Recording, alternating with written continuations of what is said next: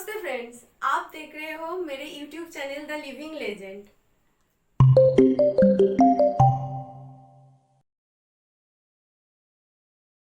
लखनऊ में 1857 को क्रांति का नेतृत्व बेगम हजरत महल ने किया था। अपने नाबालिग पुत्र बिरजिस कादर को गद्दी पर बिठाकर उन्होंने अंग्रेजी सेना का स्वयं मुकाबला किया।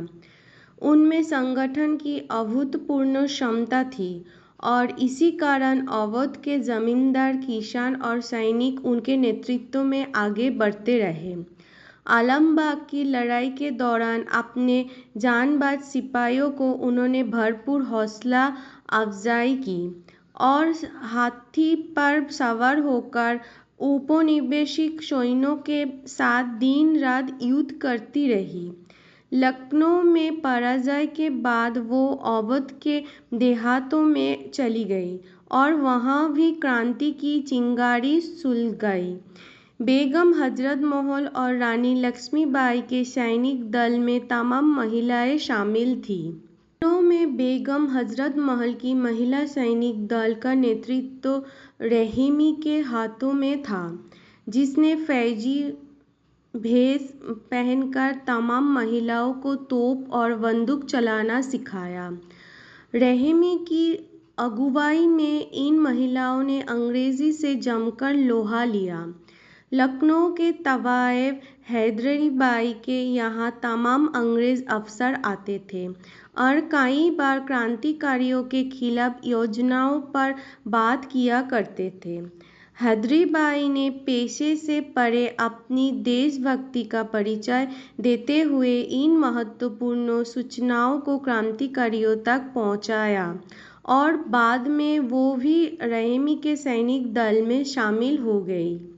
सैनिक लगातार रेजिडेंसी से अपने साथियों को मुक्त कराने के लिए प्रयासरत रहे, लेकिन भारी विरोध के कारण अंग्रेजों को लखनऊ को सेना भेजना कठिन हो गया था। इधर रेजिडेंसी पर विद्रोह द्वारा बराबर हमले किए जा रहे थे। बेगम हजरत महल लखनऊ के विभिन्न क्षेत्रों में घूम कर लोगों का उत्साह बढ़ा रही थी। को कौन टाल सकता है? दिल्ली पर अंग्रेजी का अधिकार स्थापित हो चुका था। मुगल सम्राट बहादुर शाह जफर के बंदी होते ही क्रांतिकारी विद्रोह के हौसले कमजोर पड़ने लगे। लखनऊ भी धीरे धीरे अंग्रेजों के नियंत्रण में आने लगा था।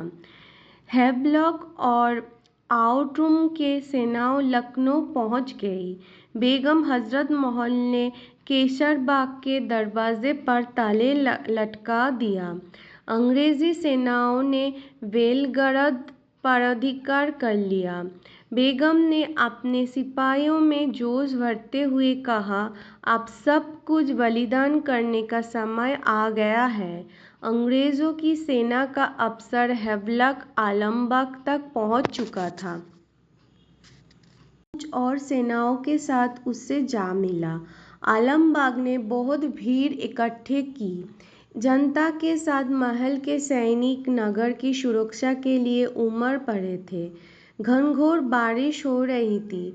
दोनों ओर से तोपों की भीषण मार चल रही थी। बेगम हजरत महल को चैन नहीं था।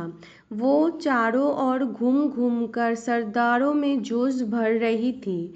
उनकी प्रेरणा ने क्रांतिकारी विद्रोह में अद्भुत उत्साह का संचार किया। वो भूख प्यास सब कुछ भूलकर अपनी एक एक इंच भूमि के लिए मर मिटने को तैयार थे। 57 से 58 के प्रथम स्वतंत्रता संग्राम के दौरान राजा जयलाल सिंह के नेतृत्व में बेगम हजरत महल के समर्थकों ने ब्रिटिश ईस्ट इंडिया कंपनी के सेना के विरुद्ध विद्रोह कर दिया और लखनऊ पर कब्जा कर लिया। लखनऊ पर कब्जे के बाद हजरत महल अपने नाबालिग पुत्र बिरजिस कादर को अवध की गद्दी पर बिठा दिया। इसके पश्चात जब कंपनी की सेना ने लखनऊ और अवध के ज़्यादातर भाग पर फिर से कब्जा जमा लिया, तब बेगम हजरत महल को पीछे हटना पड़ा। नाना साहेब पेशवा, जिन्होंने कानपुर में अंग्रेज़ों के खिलाफ विद्रोह का नेतृत्व किया, उनके साथ मिलकर काम किया और फिर फैज़ाबाद के मौलवी के साथ मिलकर शाहजहाँपुर आक्रमण को अंजाम दिया। उन्होंने अंग्रेज़ों पर हिंदुओं और मुसलमानों के धर्म के दखलंदाजी करने का आरोप लगवाया। मकबरा काठमांडू के मध्य जामा मस्जिद के पास घंटा घर पर स्थित है। यह स्थान दरबार मार्ग से ज़्यादा दूर नहीं है। इसकी देखभाल जामा मस्जिद केंद्रीय समिति करती है। 15 अगस्त 1962 को बेगम हजरत महल के सम्मान में लखनऊ में स्थित हजरतगंज के ओल्ड विक्टोरिया पार्क का नाम बदलकर बेगम हजरत महल पार्क कर दिया गया। नाम बदलने के साथ साथ यहाँ एक संगमरमर का स्मारक भी बनाया गया। बेगम हजरत महल पार्क में रामलीला, दशहरा और लखनऊ महोत्सव जैसे समारोह का आयोजन होता है। 4 को भारत सरकार ने उनके सम्मान में एक डाक टिकट जारी किया। लखनऊ में 1857 की क्रांति का नेतृत्व बेगम हजरत महल ने किया था। अपने नाबालिग पुत्र बिरजिस कादिर को गद्दी पर बिठाकर उन्होंने अंग्रेजी सेना का स्वयं मुकाबला किया। 7 जुलाई 1857 से अवध का शासन हजरत महल के हाथों में आया। 1857 में मंगल पांडे की विद्रोह के बाद क्रांति मेरठ तक फैली। मेरठ के सैनिक दिल्ली के बादशाह बहादुर शाह से मिले। बहादुर शाह और जीनत महल ने उनका साथ दिया और आज़ादी का घोषणा की। मुसलमान सभी को समान भाव से देखा। अपने सिपाहियों का हौसला बढ़ाने के लिए युद्ध के मैदान में भी चले जाती थी। बेगम ने सेना को जौनपुर और आजमगढ़ पर धावा बोल देने का आदेश जारी किया, लेकिन ये सैनिक आपस में ही टकरा गए। ब्रिटानिया ने सिखों और राजाओं को खरीद लिया। वो जातात के संबंध टूट गए। नाना की भी पराजय हो गई। 21 मार्च को लखनऊ ब्रिटानिया को अधीन हो गया।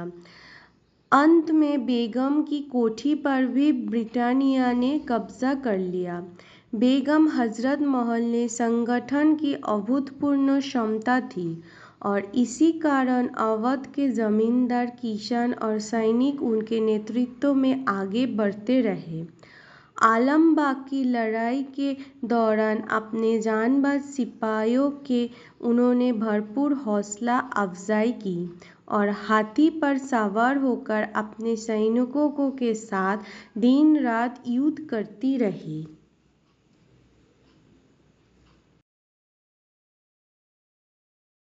तो आज के लिए इतना ही। मैं फिर से आऊंगी आपके पास एक सुंदर कहानी के साथ। Thank you. प्लीज फ्रेंड्स, मेरे वीडियो को देखिए, लाइक कीजिए और सब्सक्राइब कीजिए और कमेंट पे बताइए आप कौन सी लेजेंड के बारे में सुनना चाहते हैं।